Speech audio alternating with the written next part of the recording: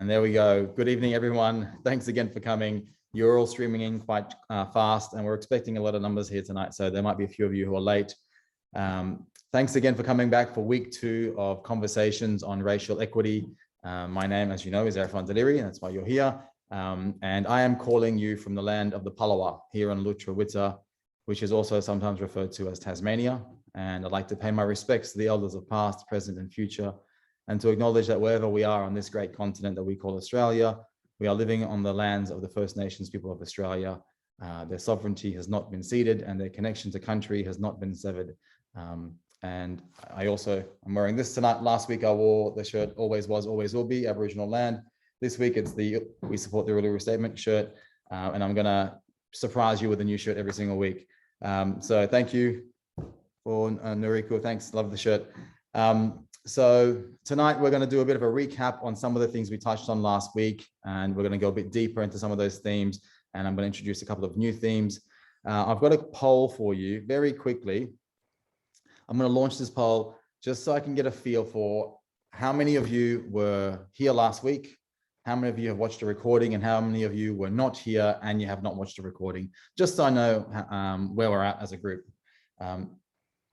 Seeing these results coming in really quickly, lovely. Thank you so much. That's very, very helpful. 60% of you watched the seminar live and you're back again. That's great. 14% of you weren't here, but you watched the recording, and 25% of you weren't here and you haven't watched the recording yet. Very naughty. That's about a quarter of you, so that's okay. So three quarters of you have actually been here and you've watched the previous session. So it's good to know that we can continue building. And those of you who've missed the first session, it's totally fine. You can go back and watch that recording at any point in time. We're going to build on the learnings quite gradually, and you'll be able to keep pace. So without any further ado, I'm going to pull up my slides and I will do a proper acknowledgement again once the slides are up. As I mentioned, we are living on the unceded lands of the Aboriginal and Torres Strait Islander people. I myself am calling from the land of the Palawa here on Lutruwita.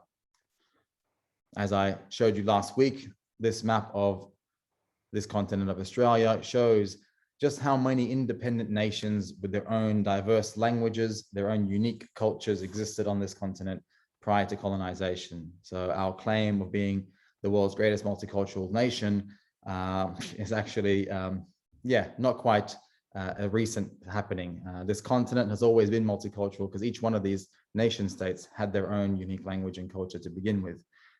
And now we are returning post-colonialism to try and create another cohesive society after the horrors of colonization on this land. So having acknowledged whose land we are on, I also would like to acknowledge you. I'd like to thank you for being here, for participating in this, this series of seminars. It does take a lot of commitment, some resilience to sit through these conversations. And the fact that you're here out of your own time, on a weeknight, taking time out of your lives, says a lot to me, and I appreciate that. And I'm going to try and make these difficult conversations as easy to listen to as possible. But I do want to acknowledge that it does take a lot of resilience and commitment to be here tonight. So thank you. Also, by way of introduction, just to give you an idea of who's here, I've been looking through the registrations list. As I said, we've had almost 300 registrations for week 2. We've got students, parents, teachers, and academics. We've had registrations from various government departments all across the country, from the Department of Health, Department of Education, Department of Transport, all sorts of various corporate D&I staff, HR staff, as well as professionals in the DE&I space, my own colleagues and friends. Thanks for being here, as well as staff from local councils, social enterprises, and international NGOs. So we've got a very broad, diverse group of people tonight. So I'm speaking to you and trying to keep all of that in mind. Some of you coming from professional backgrounds who work in this space, some of you curious about learning how to, implement anti-racism in your organizations, and some of you having a professional lens on as far as how you can impact the work that you're doing at whatever government department or organization you're at. So I'm going to try and walk at a pace that's invigorating enough for those of you who know what you're talking about, but also not too fast so as to leave anyone behind. So we will do a bit of revision this week to make sure you're all up to speed. As you know, we are Kind Enterprises. I'm not going to spend too much time on that. We do social change consulting, and I'm looking forward to hearing from you after these sessions if there's anything we can do. We do consulting, training, provide digital learning platforms, all the rest of it. I realized after last week's session, I actually didn't give you any introduction to myself. Some of you already know, some of you have got no idea who I am. I am the child of Iranian refugees who was born in India, and I came to Australia as a child in 1984. And this is my professional background on the screen. In the past 20 or so years, I've worked in a wide range of different areas, from refugee migration settlement to Indigenous rights advocacy and mediation, to curating conferences, working with survivors of imprisonment and torture, to designing communication campaigns for NGOs, as well as mental health. And I do have a master's in communication for social change. You'll get to know a bit about some of these experiences in the coming sessions, so I won't spend much more time on this. A few of our clients, as you know, most of these are recent clients that we've worked with in the last 24 months. Some of them are ongoing clients who we're still working with. Some of you are here tonight, so hi again. And again, by way of introduction and setting the platform, I introduced one of the writings from the Baha'i Faith last week, and this is another one. And the reason why I begin sessions with this is because part of the reason why I find myself on this great continent of Australia as a refugee / migrant is because of my faith. My parents were escaping religious persecution as Baha'is, and it was because of teachings like this, in fact, that they were being persecuted. And these kinds of quotes and writings inform my work a great deal. This one in particular was relevant for tonight's session. It says, "Shut your eyes to estrangement, then fix your gaze on unity. Cleave tenaciously onto that which will lead to the well-being and tranquility of all mankind. Set your heart on whatever will ensure harmony." Now, this is definitely something that, it's very easy to agree with, and it already, you can feel it in the depths of your heart that this is the kind of society we want to be living in, but it's not necessarily where we find ourselves. So these series of seminars is about helping build that capacity to be able to actually create this vision of a world that we actually want to be living in. For those of you who missed last week and didn't watch the seminar recording, which is about a quarter of you, these are some of the things we covered last week, and I do recommend you watch the last week's session. It's about 75, 80 minutes. And for those of you who were there, by way of revision, we touched on a systems approach to social change. We spoke about feelings and emotions that come up. We unpacked some of the core concepts and the language that you need to understand in order to talk about race. And we very, very briefly touched on the concepts of power, cultural superiority, and unconscious bias, but just by way of introduction. Some of these themes we're going to select today to go into a little bit deeper. So you might see some slides that you recognize from last week, but then you'll notice a few new slides immediately after them going slightly deeper than we were last week. So this week, we are going to talk about these things. We're going to touch again on professional discrimination, cultural superiority, and systemic racism, which I raised very briefly last year. We're going to unpack that a little bit. I am going to talk a bit about the various contexts that race impacts us, and some practical examples of what it looks like in various workplaces and situations, so that you can get a tangible feel for what it is beyond the obvious overt racial slurs. I mentioned the construct of race last week, but we didn't unpack it, who created it, how it came to be, and why it was created. So we're going to touch on that, and that obviously connects up to scientific racism. Those two go hand in hand, how we came up with the idea of race and scientific racism. This, of course, means we're going to have to touch on history, and then the systemic racism part means we'll touch on a few of these elements of education, economics, media, and justice. We won't go too deep into each of these 4 points, those pillars of systemic racism, but I will unpack education and media for us tonight, just a little bit.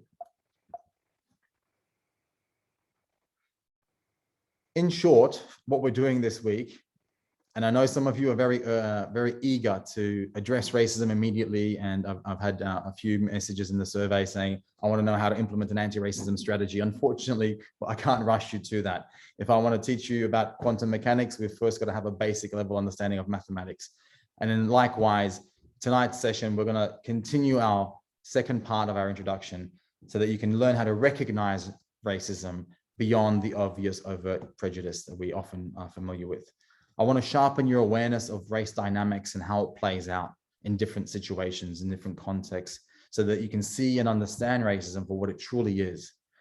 And then develop a nuanced vocabulary so that you are stronger, more powerful, more confident in your conversations. Now, why do I want to do this? Why do I emphasize your capacity to understand, to recognize, and talk about racism? And why can't I just give you a 10-point plan to end racism right away? Well, this is why. Because the greatest resistance that you're going to come across with regards to addressing racism is going to be within your own organization, your own families, and your own friendship circles. Those closest to you who you would think would actually be there to try and assist the work are often the ones who will derail conversations, deny, deflect, and gaslight. So you're going to have to develop these skills so that you can talk with the same level of confidence and competence as me, and not be stonewalled, and not be derailed, and not be denied and deflected. And that's how you can then affect change internally. Because oftentimes, the minute we try to have a conversation about race, we find resistance from colleagues, from management, from neighbors, from friends and family.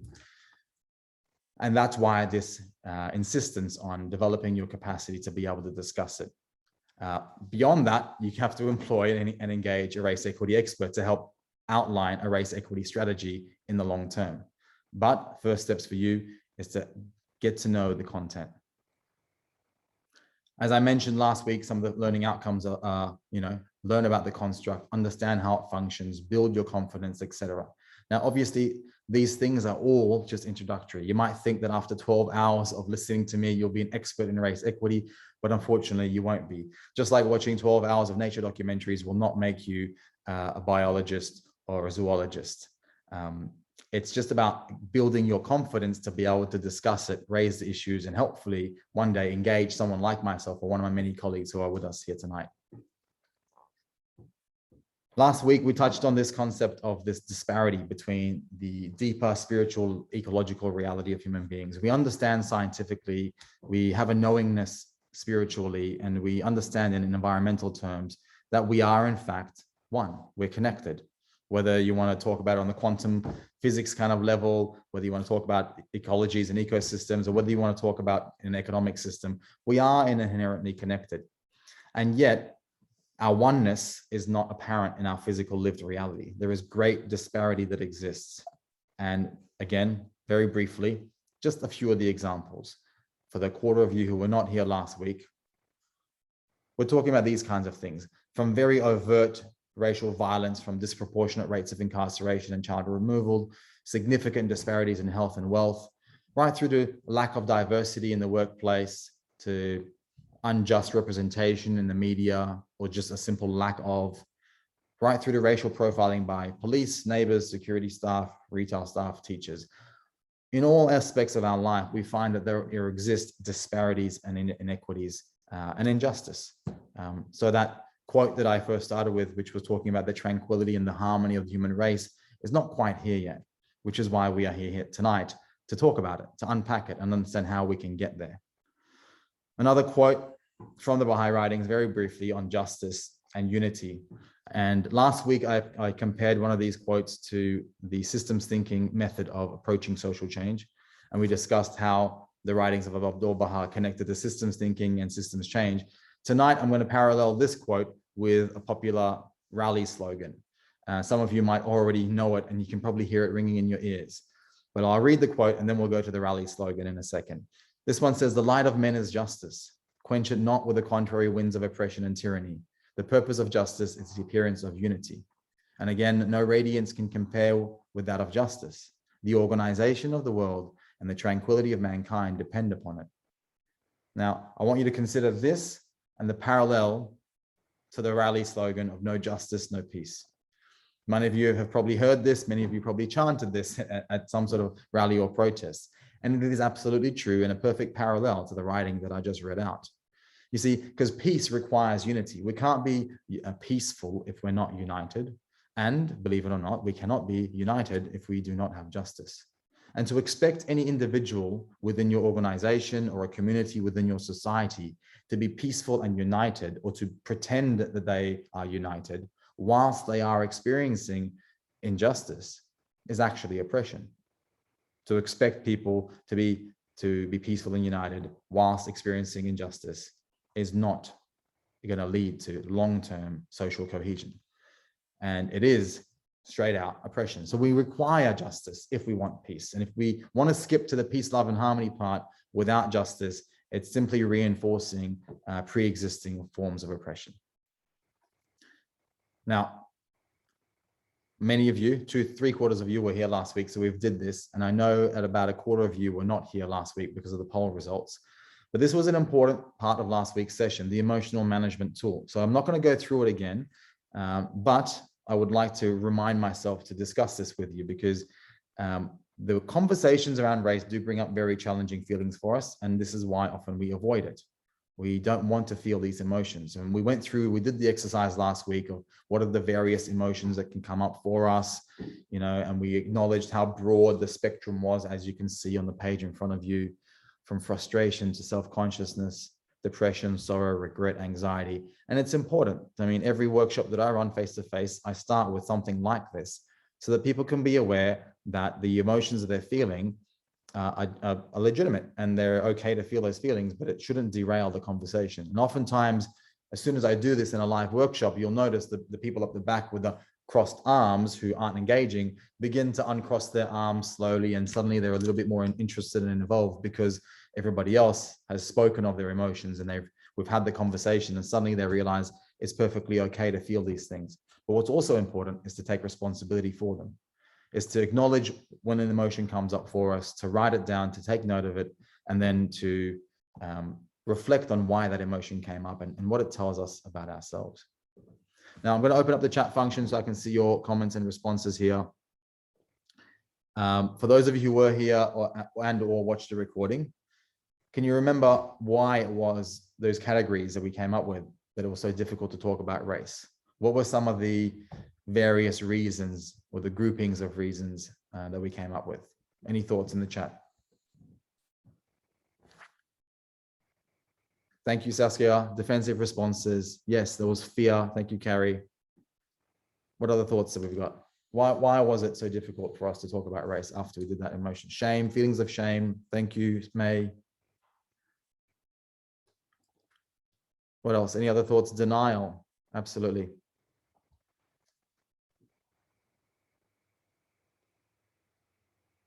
And trauma. Thank you.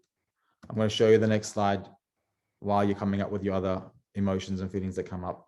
You're absolutely right. You touched on basically most of the ones that I was thinking about, which is fear of retribution, trauma, avoidance of uncomfortable emotions, and fear of getting it wrong, and the lack of knowledge to speak with authority or empathy. Thank you, Jules.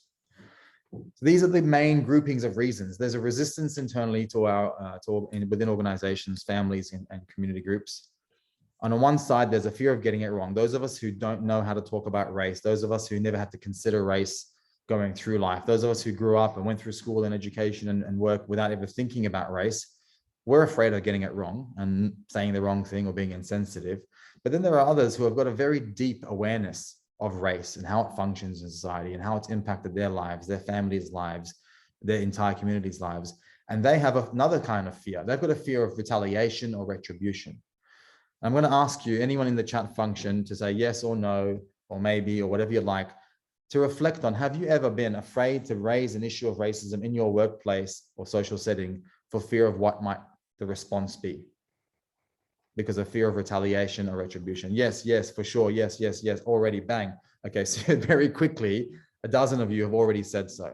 I personally know about half a dozen friends who are currently on unpaid leave or have had to leave their workplace just simply for bringing up the conversation about race and racism in their workplace. So this is HR departments who receive a complaint of racism by an employee, and then somehow that employee is the one who ends up on unpaid leave. There is a very real and serious risk of retaliation and retribution for those of us who want to talk about race. And it's because of those two things on the left that you see on this slide. the uncomfortable emotions that it brings up for organizations and HR team members and management, and the fear of getting it wrong. So we need to unpack this, and we need to kind of undo this, because we can't continue going through life, A, being afraid to talk about racism, and B, when finally someone does have the courage to talk about it, they are denied, rejected, gaslit, put on unpaid leave, or bullied out of the organization. I've got far too many horror stories of these types of dynamics to even begin explaining to you tonight.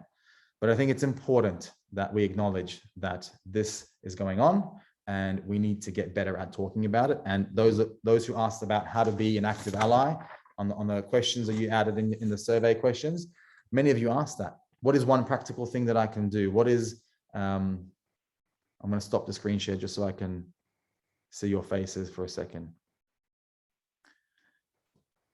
So, or you can see mine rather. What you can do as an individual, what you can do as an ally or as an accomplice, is to actually acknowledge and be there when these types of situations arise.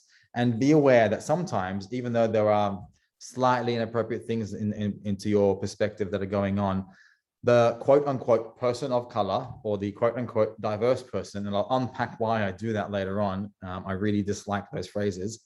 But the reason why the non-white employees in an organization will not raise issues of racism as often as they would like to is not too dissimilar to why women in the workplace don't raise the issue of sexism or sexual harassment every single time it happens, because you are aware of the repercussions and risks involved. And only in the most serious circumstances do women usually take an issue up to HR, because oftentimes 9 times or 99 times out of 100, the risk outweighs the reward. Therefore, the organization remains unchanged, the toxic culture remains, and everyone thinks that there's no racism and or sexism here until another major incident happens of sexual harassment or racism. The fact of the matter is, there are underlying issues ongoing in most organizations: power dynamics, toxic cultures, issues with prejudice or racial vilification, and oftentimes it just doesn't get mentioned, and people carry it through their work lives because the risk of what happens to you when you raise it, it far outweighs the benefit. So as an ally, as an accomplice, as someone who wants to know what anti-racism looks like, it looks like acknowledging that. And it looks like coming up with strategies to defend and support those in organizations and create a safe enough environment so we can have honest conversations about race without people ending up on unpaid leave and or bullied out of the workplace. I'll go back to the slides and we'll continue a bit further now.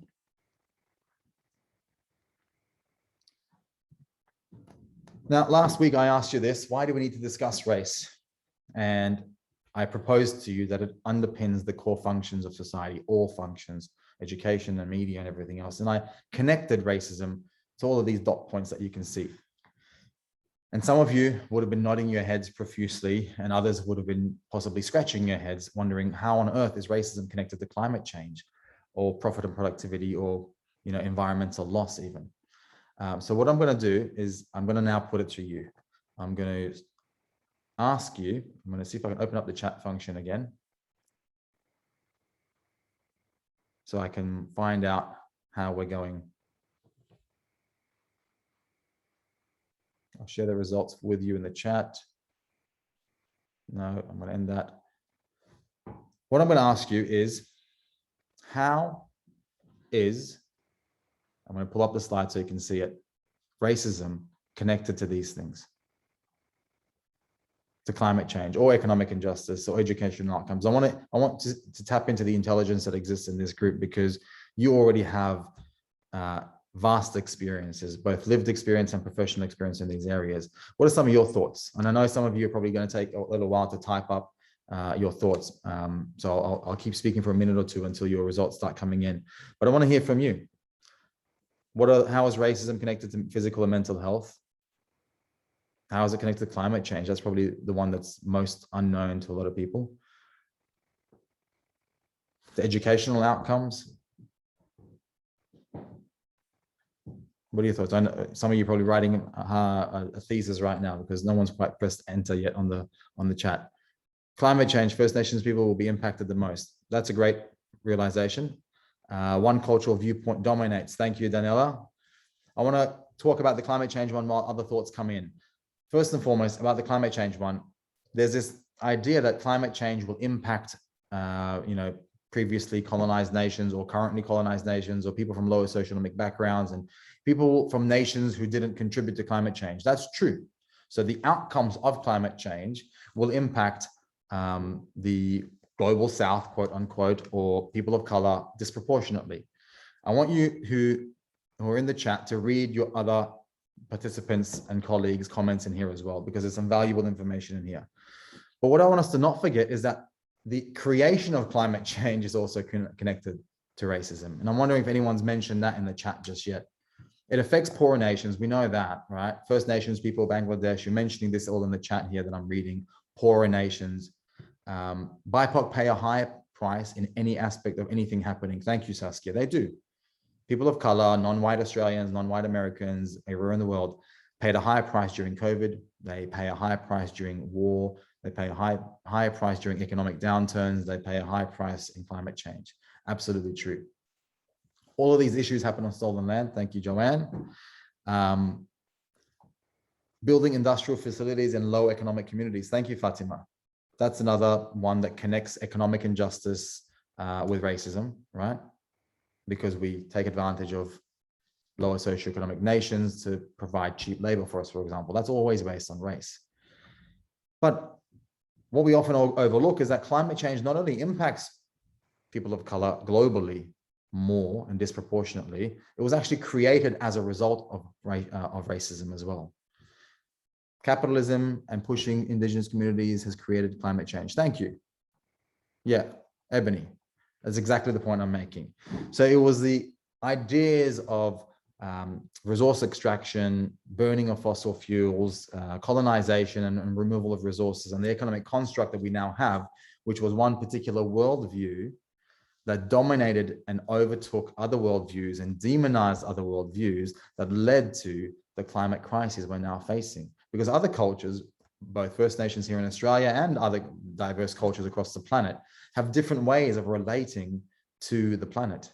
They've got different ways of relating to the ecosystem, to their ideas of community are different. It's not just First Nations people of Australia. Whether you go to the subcontinent of India, whether you go throughout the Middle East, there's various different cultures who all have different understandings of economy, community, ecology, nature. But when one dominant worldview, which was to extract from the earth whatever we need and to burn whatever fossil fuels and build wealth based off of an extractive kind of economy, when that dominates other worldviews and all other worldviews are pushed to the fringes as a result of cultural superiority, then we end up in a situation when we have climate change. So I could give a whole lecture. In fact, I have given lectures on just that single point of climate change and economics and racism, and we will unpack that further on in a later session. But I wanted to ask the question of you so I could tap on and tap into some of the existing knowledge that you have. So anyone else who's in the chat function who hasn't typed in a comment, please do read what your co-participants are typing in, because there's a lot of knowledge already within this group. The homogenization of race and culture sanitizes our resilience. The monetary system is inherently racist. So many incredible, valuable comments here. And I am going to be saving this chat. So I'll pause for a moment while you catch up on the chat function, and I'll bring up the slides again and we'll continue.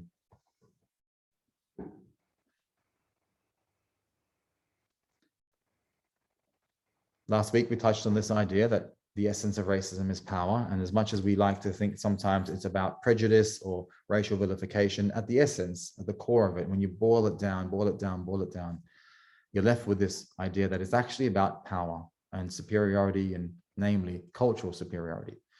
And if you want to know how to undo racism, I'm going to keep reiterating this point. Understand how power functions in society, because, and again, I'm going to stop the slides here and talk to you face to face for a second. We want to live in diverse and inclusive societies. We want to establish social cohesion. We want to have peace and unity and harmony in our society. But unfortunately, as much as we love appreciating other people's cultures and we love how multicultural our restaurant scene is or our art scene is, the fact of the matter is we can't have true cohesion and harmony and unity whilst there are disproportionate and unjust power dynamics at play. Because those power dynamics then dictate which cultural perspectives, which worldviews get to influence any process of consultation, whether it's the board of a company, whether it's the entire senior management of a company, whether it's the governance of a nation, whether it's the environmental movement or the sustainability sector or the whole migration settlement sector, whatever it happens to be, if there are specific worldviews that come from, Western European nations that are dominating power situations and positions of influence, then we aren't going to have true diversity. Any ecosystem, anyone who knows anything about nature will understand if one particular species within an ecosystem takes up too much space, takes up too much resources, and has all the power, then it becomes detrimental to the health of the entire ecosystem. And this is what we mean by power. We mean taking up resources. We mean taking up positions of influence within society.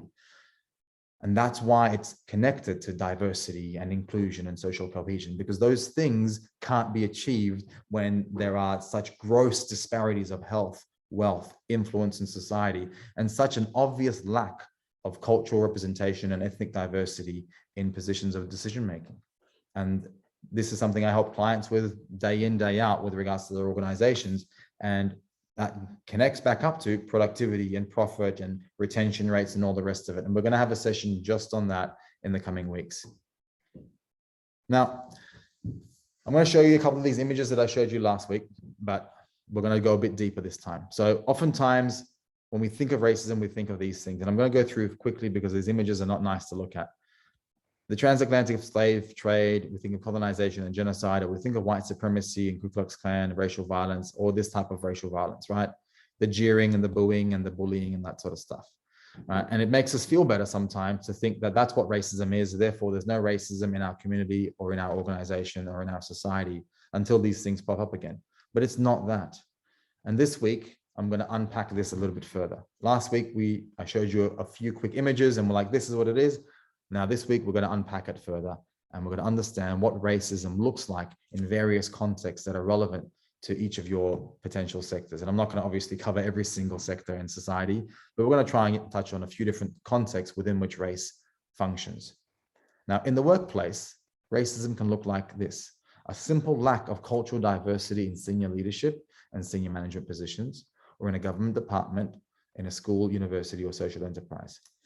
So this means the board, it means the executive suite, it means senior management positions. If we live in a society, say Australia, US, other nations, where almost or maybe over 50% of the nation is coming from a non-white Australian background, and yet our entire senior management are coming from Western European, white Australian backgrounds, that is an outcome of racism.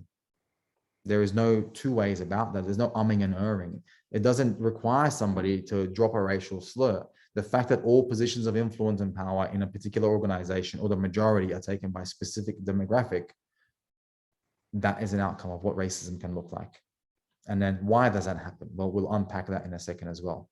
What it can also look like in a workplace is a significantly lower retention rate, which means how long a particular staff member or a group of people stay at a workplace.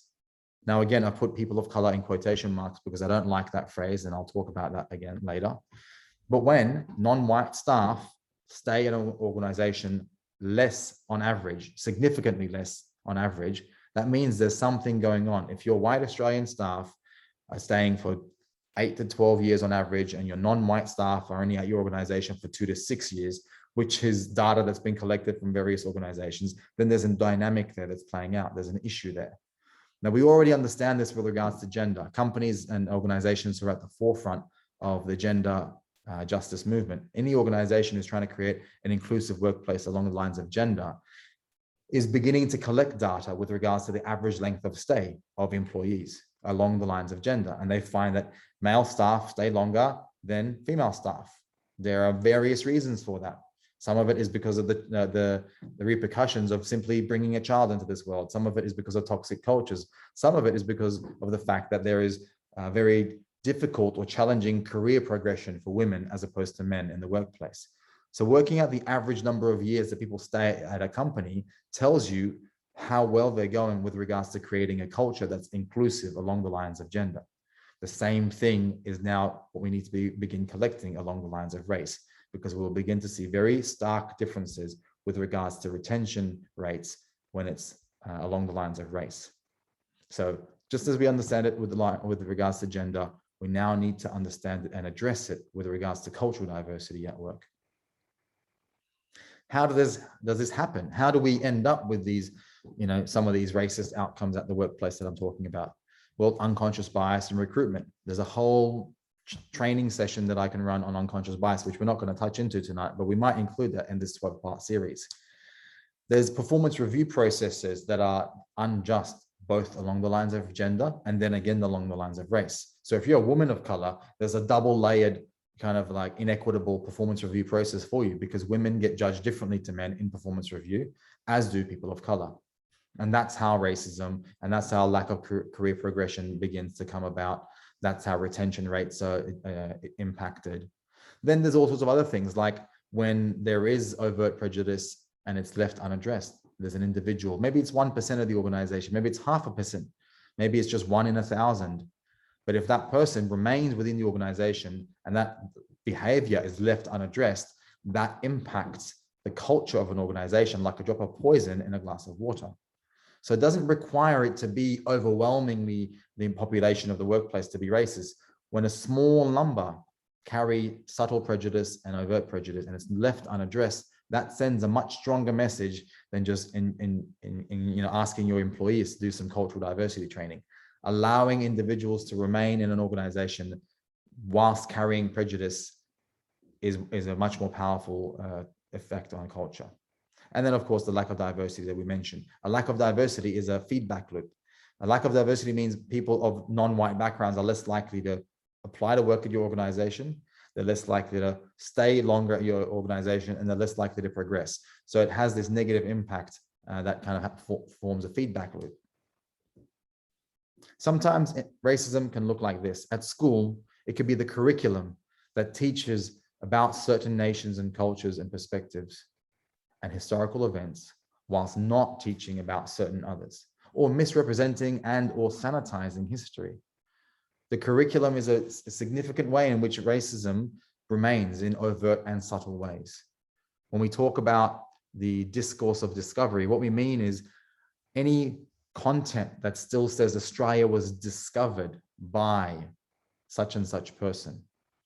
It wasn't discovered. Australia existed. It wasn't a new atomic element that was discovered by a scientist. It was a continent with several hundred nations. So using certain language to talk about history as if Columbus discovered America or Cook discovered Australia, that again is a way of reinforcing, subtle ways of reinforcing white cultural superiority. And it says that before this person discovered this place didn't even exist.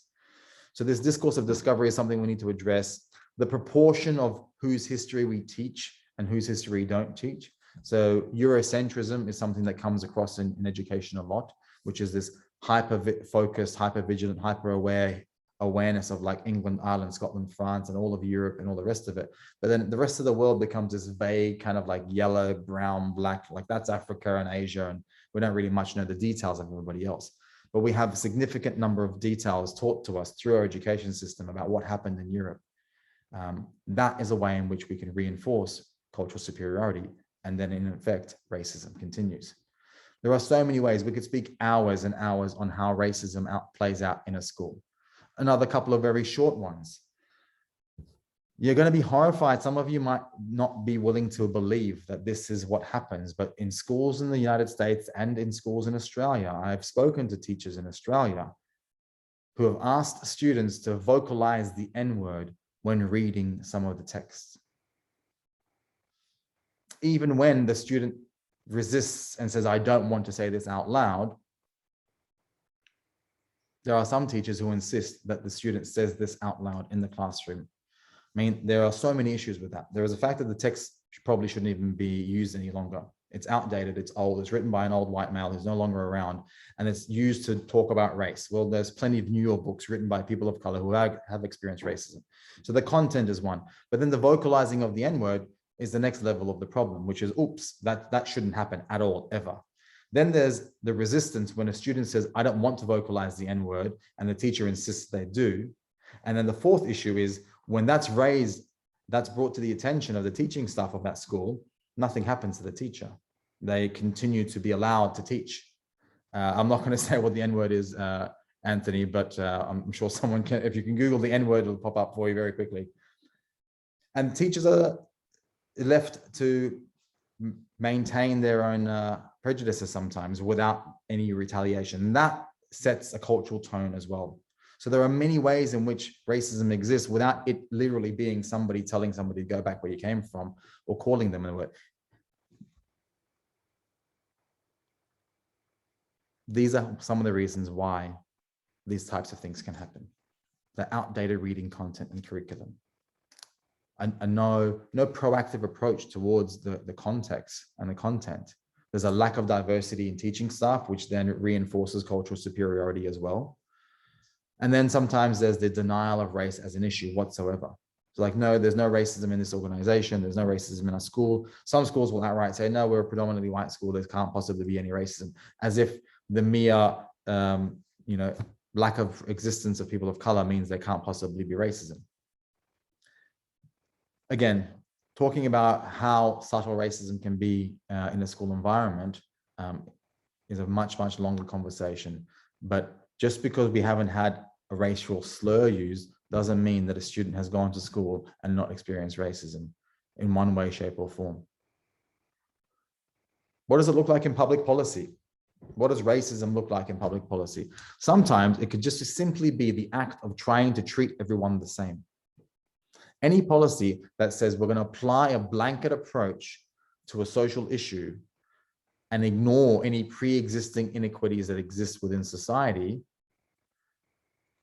will impact society negatively again, because that's refusing to acknowledge that historic racism has created inequity, and now we need to create equity, which means to do extra to create equality, right? To treat everybody equally when there is an obvious inequity in place actually reinforces racism. So whether it's regards to climate adaptation, whether it's regards to economic justice, whether it's regards to education, there has to be a proactive approach to overcome some of the pre-existing inequities. And sometimes a treat everyone the same policy actually further reinforces racial inequity. One such example, which connects public policy and education together, in the US context, for example, the local area taxes are what fund the public school. So if you've got an area that's wealthy, the taxes are higher. If you've got an area that's historically poorer due to segregation and racialization and the literal separation of society, the poorer area pays less taxes because they don't have as much income. Therefore, those taxes that are available to pay for the education of that group are at a huge disparity. The rich area has more taxes, therefore there's more money to go to education. The poor area has got less taxes to pay, which means less money towards their education.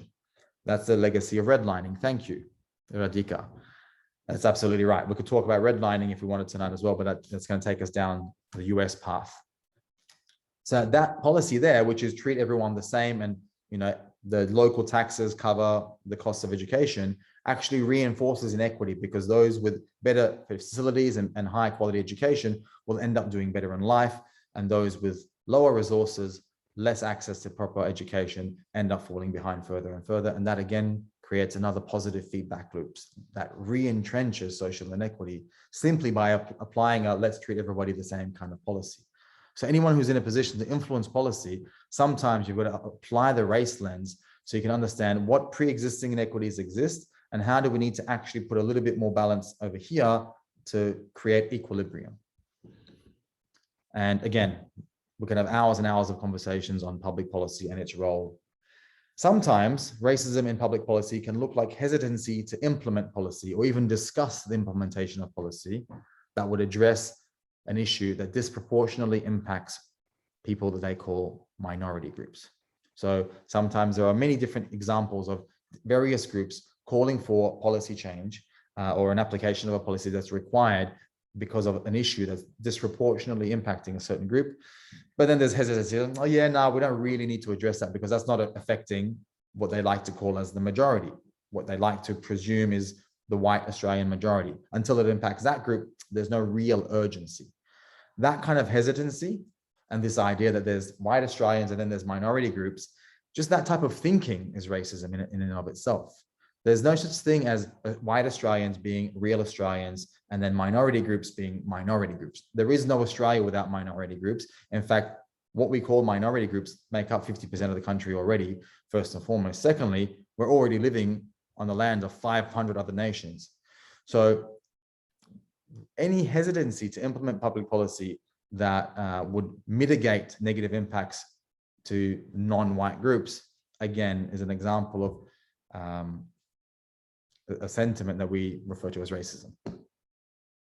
Now, in environmentalism, we could have a whole, I think we will, in fact, I've written down in the slides tonight that in week 7 or 8 or 9, we are going to talk about racism in environmentalism and the climate movement and the connection between economics, climate, racism, and environmentalism.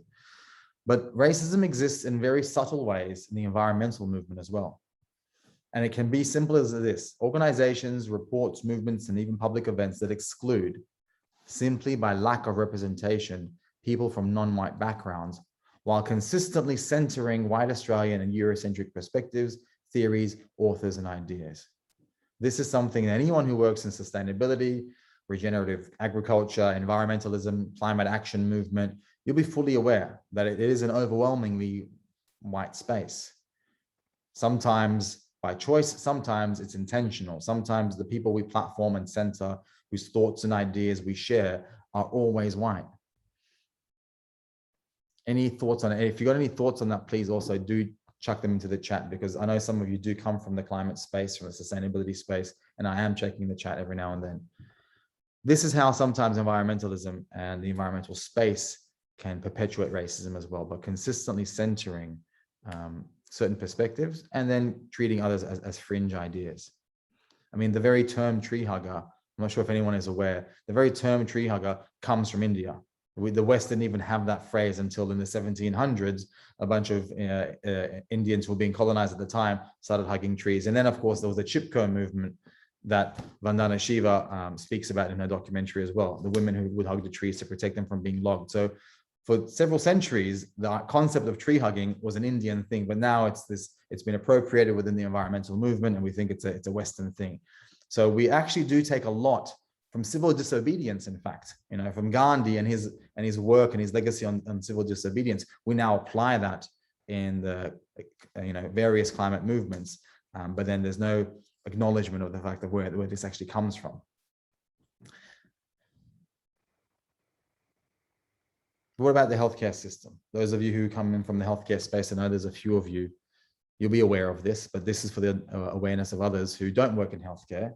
But medical research is often conducted on a specific ethnicity, which is white American students at usually wealthier universities. And the findings of that medical research is then applied to the entire population, regardless of what negative impacts it may have on different ethnicities. Because even as much as race is a social construct, ethnicity actually does exist. And there are 10,000 different ethnicities on this planet. So sometimes medical research is not appropriate because it's been carried out on men and then applied to women, or it's been carried out on a certain ethnicity and then applied to others. And other times, racism in the healthcare system can be much more obvious, such as prejudicial treatment or outright denial of treatment. And there are far too many horror stories with regards to denial of treatment, even in Australia's healthcare system, for me to begin going into.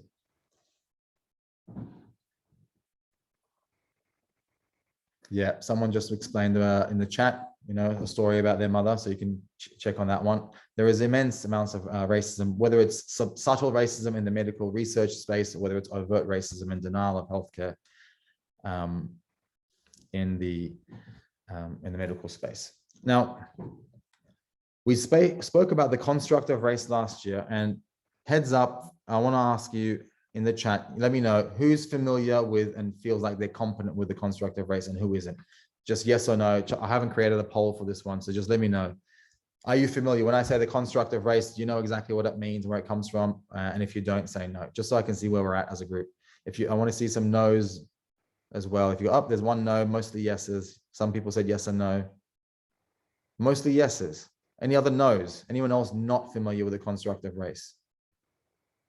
Okay, I'd say about 80% of you are saying you're familiar with it, and about 20% not familiar with it. All right, very good. So we don't have to spend too much time on this, and we might actually get some time for Q&A tonight. The construct of race means the idea that race exists. Just like the construct of gender and gender roles is socially constructed, the idea of race is also socially constructed. It doesn't actually exist. It's not biological, scientifically backed. And as far as who created it, well, I mentioned it last week, and these are some of the names of the people who contributed to it. If you'd like to learn more about how, why, and who created the idea of race, you can Google scientific racism. And that way you can develop your understanding of the history of the idea of race. I don't want to read out much of these because some of them are quite horrific and they're really like cause a negative response in me. But there was some horrific experimentation carried out trying to find, and justify these barriers of race between different groups of people. Some people said there was 3 races, as you could see. Some people said there was 4. Some said there was 5. These are very well-known individuals and well-respected in their time. People like Carl Linnaeus, whose textbooks are still used in universities to this day. Benjamin Rush, founding fathers of the United States. Some of them thought it was a skin disease. Some of them thought that God created different races. Some of them conducted pain experiments to try and prove that one race could experience more pain than another. And that's why they were used as slaves. There is an entire history and legacy of Western thought and science and policy and politics that went into creating this. And eventually we landed on this idea that there was 4 or 5 racial groups, and they called them the white race, the yellow race, the brown, the black, and the red. And the red referred to the Native Americans and the First Nations people of America. And they just categorized all of the ethnicities on the planet into this. Now, why did they do this? It was because the big business of the day was colonization and genocide and the removal of wealth. So the idea was required to justify these actions. Right? Why do we invade these countries? Why do we enslave these people? And how do we justify taking all the resources from these people's lands? Well, because there's this idea of races, and some races are better than others, and some people are more intelligent, other people are better to work outdoors. And that's why we're better at, managing the funds and the money and the resources. And that's why we should steal people's children and take over the countries. That's how they justified it. And through these false ideas of terra nullius and cultural superiority, Western nations today have built their wealth and their power on the back of the construct of race. So for us to, when someone of a racialized background, someone who comes from a non-white background, when we want to talk about racism in the workplace, and then someone says, why do you have to make everything about race? It's one of the most silently infuriating things you could possibly hear, because everything is about race. All wealth and power built in the Western world right now was built off of the back of race. India was colonized for 300 years. They only left in the 1940s. We conveniently forget this. The wealth of the United States, who we now think is a white nation, is built off of the back of the construct of race. Both the slavery and the millions of slaves that were removed from the west of Africa to the US, to the resources removed from there, right to Australia. The wealth of the West is built off of the idea of race. So yes, everything is about race, and we can't have sustainability, social cohesion, peaceful geopolitical situations, and economic justice, and even cohesive and diverse and inclusive workplaces if we don't address the historical impacts of this idea of race. And yes, it has been going on for 500 years, but no, it won't take us 500 years to undo this. So from the 1400s through to the 1900s, the world ran on the idea that there are 5 different racial categories. What was it that happened in the 1900s where the West finally said that that race is not real? Any thoughts in the chat there? What event was it in the 1900s that forced European scientists to come back together and say, you know what, the idea of race is wrong and it doesn't actually exist, and here's undeniable proof? Any thoughts on what it was that finally ended the scientific movement of the construction of race? I'll wait a minute just in case someone's typing up their World War II. Thank you, Peter. Yes, it was. It was World War II and the Holocaust and the horrors of the genocide that was carried out that then finally forced Europe to come to terms with the fact that actually race is a destructive force And we can't continue living on a planet where we racialize people and categorize people as superior and inferior. And what happened was UNESCO published a paper with thousands of scientists coming together to deny and reject and refute and prove that race doesn't exist. And this is called the Statement of the Race Question, which was published by UNESCO in 1950, I believe. It was this statement that finally empowered the civil rights movement in the US and Australia, where Black rights movements activists finally said, see, even the scientists believe we are one and we are equal. Even the scientists believe and have proven that there is no different races and we are in fact one race. And it was that documentation that led to the repercussions that followed, which was the civil rights movement and the end of segregation and some of the changes in policy. So yeah, 500 years of history of race, and only since the 1950s have we begun undoing it. And as you're fully aware, we are getting a lot of work done in a very short period of time, and it's not going to take us 500 years to undo this. Maybe 5, maybe 50, but somewhere in between those two, we can undo this because we simply don't have a choice.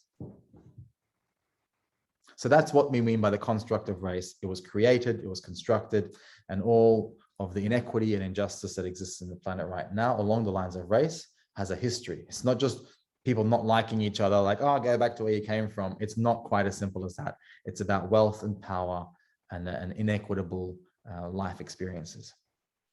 And that's how we ended up with what we now refer to as systemic racism. That's how we ended up with the biases, the assumptions, the laws and racist policies that existed, right? So systemic racism didn't just pop up overnight. It took several centuries to establish, and now we are living within it. And this is how I visualize it, just so you can understand that it's upheld by specific pillars. It's not just like this airy-fairy idea of like, wherever I go, racism exists, which some people think it is. It's not about racism is everywhere and everyone's racist. It's about the structure that supports it, the systems, the institutions, the organizational power that supports systemic racism. One is the economic system, the education system, the media system, the judicial system, and there are others. Right? There are other ways in which we can categorize this. This is just one way of conceptualizing what systemic racism looks like, just so we can begin to unpack it and understand it. Today, we're not going to get time to unpack each and every one of these, but I will briefly talk about education and media.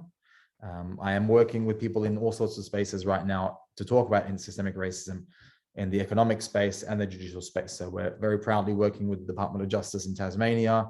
We're working with the Bank of England in the UK with regards to economic injustice. And we're working with departments of education here in Australia. And next week, in fact, I'm providing a seminar for Media Diversity Australia with regards to racism in the media system. So each one of these deserves its own channels of thought and learning and development, and we will unpack some of them. Tonight, let's briefly go through education. How are some of the ways which we could undo the systemic racism that exists? Well, develop racial literacy within our teachers, help them become more confident talking about race rather than so terrified of it, because they never were given those skills. So let's empower our teachers to have competent conversations on race. Let's move beyond this Eurocentric idea of the discourse of discovery that I mentioned earlier, right? And all Eurocentric ideas. Let's create a truly diverse curriculum that actually acknowledges and respects and reflects the true diversity of our nation. Let's include more and more and more Indigenous content, knowledge, languages, and history, because this is whose land we are on. We cannot ignore this fact. We can't continue pretending that Australia can exist without a true acknowledgement and return of sovereignty to its First Nations people. It's completely absurd to think we can. We've got to diversify the content that we teach our students. We've got to remove caricatures of other races and cultures which exist in the content that we give our students. And also we've got to address this neutral perspective that we sometimes take on positions of injustice. On certain positions, say World War II, we are very clear on who the bad guys were, right? We are very clear in some situations of who the perpetrator was and who the victim was and who the good guys were and who the bad guys were, right? World War II is a perfect example. But then in certain other situations, let's say colonization, genocide, stolen children, we suddenly become less clear. We suddenly become less adamant. And it's, we take a neutral position like, oh, yes, there was good colonizers and there was bad colonizers. Or like, yes, colonization happened, but it wasn't all bad because we also did this. And suddenly our ability to differentiate right and wrong, justice and injustice becomes blurred. We suddenly get this blurry vision and we can't talk about injustice as strongly as we did when it happened between someone else. That's something we need to address, because we can't create racial equity whilst we kind of like just, brush under the carpet situations of racial inequity. These are some of the ways in which we can create equity and contribute to social cohesion through our economic system. Through the media, we will have one full session, I promise you, later on in this series, dedicated to media, communications, and unpacking content, subtext, context, all this sort of stuff. And we'll talk about how the media can be used as a tool to create racial equity as well. These are some of the ways in which we can do this. We've got to address this obvious lack of representation. I mentioned the recent census report. The data from our census here in Australia shows that we are 48.2% first and second generation migrants, 3.3% First Nations Australians. And then you add to that all the third, fourth, and fifth generation non-white Australians. We very quickly realize that actually we're over 50% non-white Australians. And yet our media, our news readers, our actors, our sports commentators don't reflect that diversity. That's one way in which we can begin creating racial equity and truly creating cohesion in our society. We've got to address stereotypes and negative representation, which still happens. People of color sometimes buy into this. I want to talk about this very briefly because it's really important to me as well. I've just lost you for a second. There we are. Because of the way in which power is distributed and concentrated within our media system, sometimes the only way a person who comes from a non-white background can get a leg up in the media system to get their pilot funded, to get their series onto ABC or SBS or Channel 9 or whatever it happens to be. The only way they can get themselves out there on screen is to write, direct, and act in series that perpetuate and reinforce negative cultural stereotypes about their own people, whether they're Lebanese background, whether they're Indian background, whether they're Pakistani background. We've got to be aware of this. This is one of the other negative outcomes of gross power differentials. Is the only way you can get a leg in is if you play that particular stereotype, whether it's Wog Boys, whether it's Fat Pizza, whether it's the recent one that's out recently these days. I don't even want to know what it's called. We've got to acknowledge that as well, because that's not media diversity. That's reinforcing racial stereotypes. And we've got to call that out as well. So there's a lot that can be done in the media space to mitigate racism being perpetuated in society. We've got to take a much stronger stance on the racism that media personalities portray in society, because that allowing that to continue, whether it's Sam Newman from the Footy Show, whether it's the guy from Who Wants to Be a Millionaire, allowing that to continue even when they've called people gorillas, when they've made fun of their cultural backgrounds, whatever it is, allowing them to stay in positions of influence in the media, again, allows racism to perpetuate and justify itself. So if you're looking forward to talking a bit more about this one, stay tuned. I'll give you updates on when that session is going to be. I'm going to skip these two sessions because these two slides rather, but this is what I wanted to show you. The systemic racism in the background there that I just explained to you has constantly been defended by a policy wall. And we're going to talk about policy in a later session, so I can skip that one. And then prejudice exists outside of that realm. Outside of the policy barbed wire fence, prejudice like this begins to flourish. These are screenshots of sports fans and the image from the bus that you saw earlier. This kind of racism doesn't just pop up. This kind of prejudice is an outcome of this image here, right? The everyday run-of-the-mill racism that you experience on the street, the racial vilification on the bus or in the sports field, is an outcome of what's in the background there. The foreground doesn't grow without the background in there. And this is something we've got to begin unpacking as well, because we often want to focus on the prejudice, like the Adam Goodes situation, like, oh, that was terrible that this person called this person such and such. But the fact of the matter is, this is how it comes to be. I want to show you this and unpack this. This is part of a briefing deck that I sent the AFL a few weeks back, in fact, on the social inclusion group conversation that we had. I sent this to follow up. What you see on the left there, those images of racial vilification, someone holding up a banana towards a black football player, the Hail Hitler symbol, the racial vilification that Adam Goodes faced, that is an outcome of the racism we allow to continue in our media structure, right? The Sam Newmans of the media structure that continue to racially vilify people on air and to make fun of them and to demean them then leads to players like Tex Walker and the racial vilification that he dished out to his teammate, right? Which then feeds into the racial vilification we experience in society. And this is how systems function. None of these things are separate. None of your students at your school or the staff at your organization or the members of your community can escape this. This is the world in which we live, and these systems feed into each other, and one creates more of the other. So we can't separate Sam Newman from the Heil Hitler. Those two things are inextricably interconnected. Now, in closing, and at the risk of potentially overwhelming you, I don't want to overwhelm you, but the next slide is just a very brief overview of, say, a systems thinking diagram, right? Yeah, it is everywhere, and we already know that. Most of you have got the racial resilience to understand this. But a systems thinking map, a very, very crude map, might I say, would look like this. You see, the racism that we allow to exist in the media then feeds into the racism we experience at work, on the sporting field, and in school. You see that?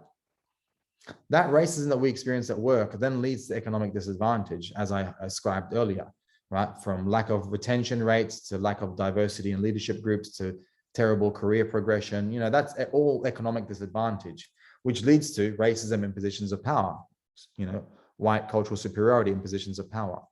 The racism in sport also feeds into racism at school for students because they watch sport and they are impacted by that, which then leads to academic disadvantage for the students experiencing racism at school. Their mental health suffers, their academic outcomes suffer, their physical health suffers, which means that impacts their career paths as well, on top of the racism that exists in the workplace. Eventually, the racism or the overwhelmingly whiteness of positions of power again feeds into the racism in the media.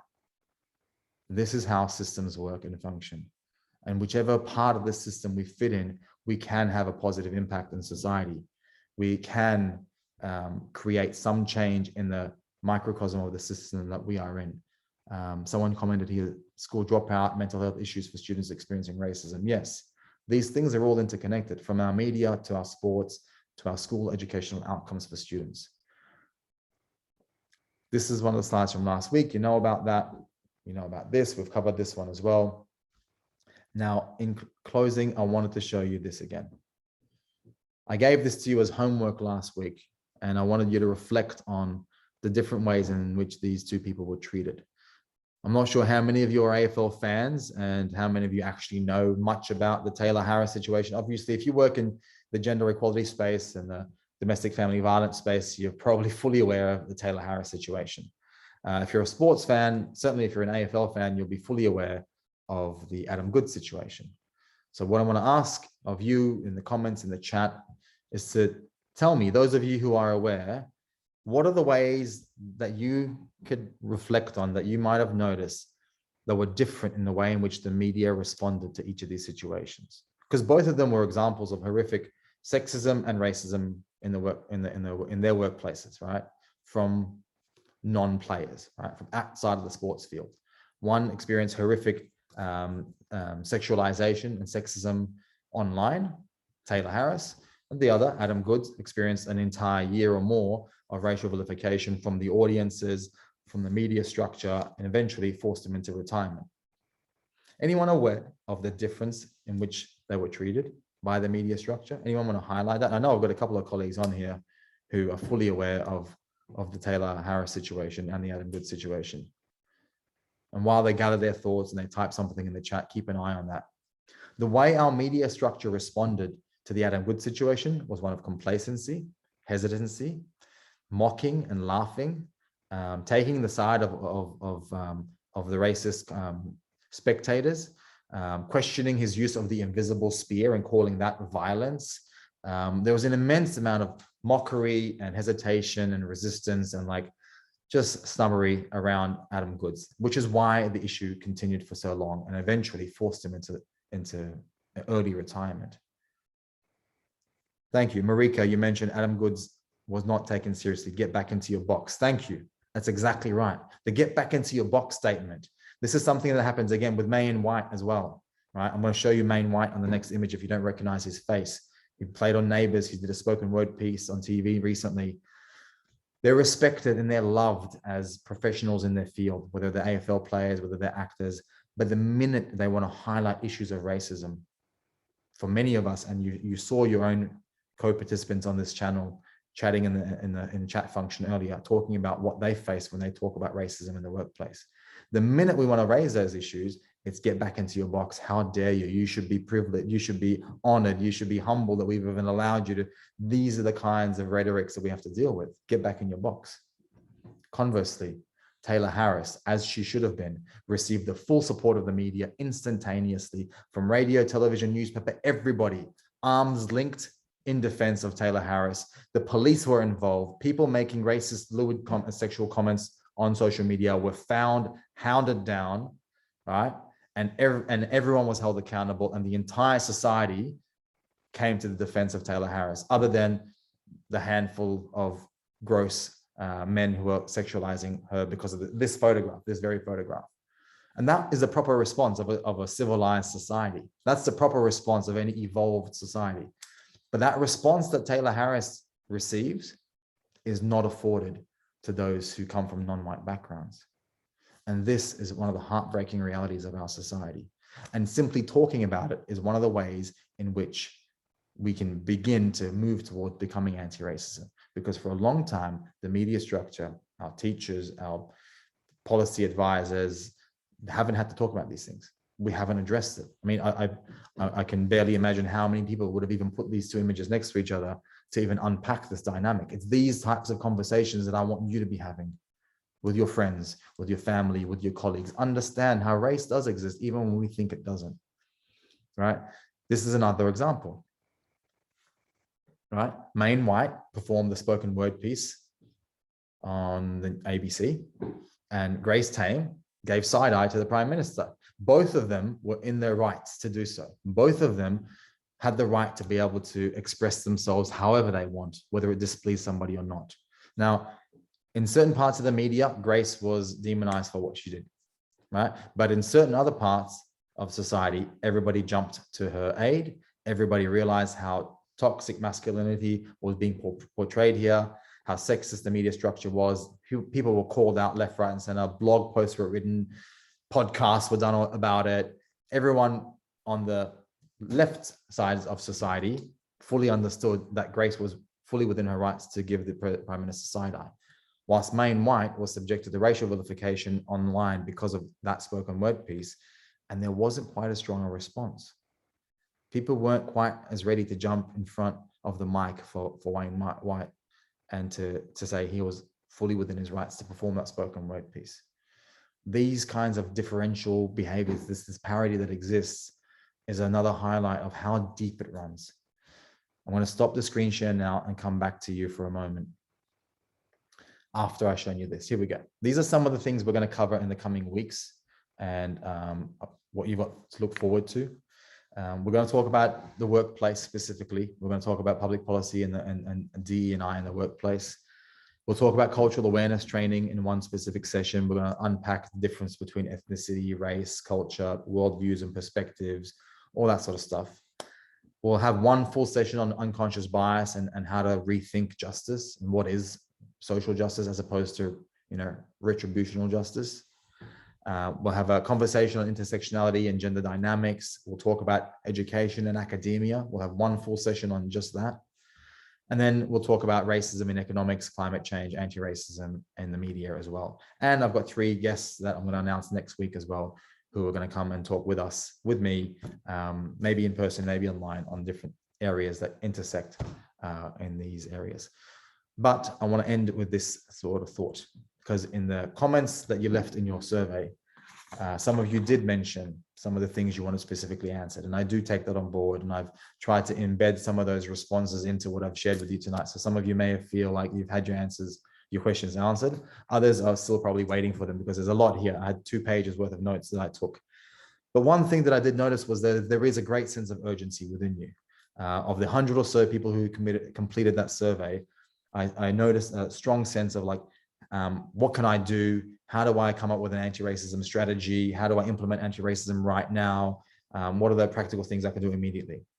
And The first thing that we need to do, and this is why I've been having these first two sessions, is that I can't give you the immediate answers in such a broad forum, right? We've got 300 or so people registered for these seminars. We had over 140 people attend last week and about the same this week.